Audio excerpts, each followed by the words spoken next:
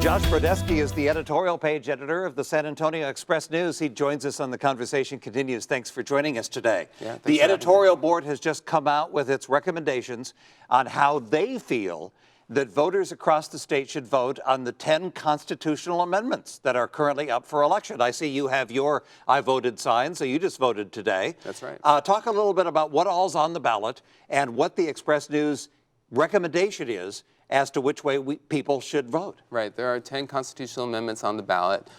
We recommend on 8 of those that voters should vote for them, and 2 that voters should vote against. I would say that the most pressing items on the ballot would be cancer research and also funding for infrastructure for clean water in communities across Texas. Now, there's been a lot of concern about the Proposition 4, the constitutional amendment prohibiting the imposition of an individual income tax, including a tax on an individual share of partnership and unincorporated association income.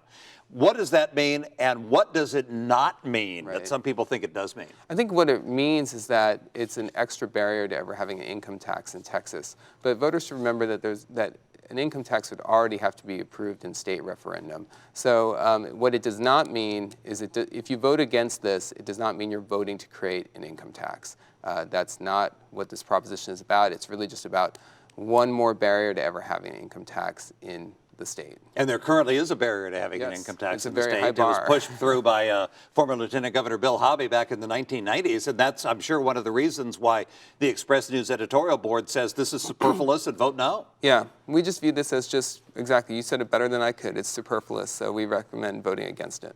And another significant bill would make sure that sales taxes collected from the sale of sporting goods go to state parks, to historic sites, and to other recreation areas. That's not happening now. Why is that? Well, a portion of those dollars are going to those locations, but some of it is siphoned off to other sources. So this will tighten up that language to ensure that those sales tax dollars on sporting goods go directly to state parks. So and that will serve infrastructure. There's an immense infrastructure need at state parks and at certain historic sites.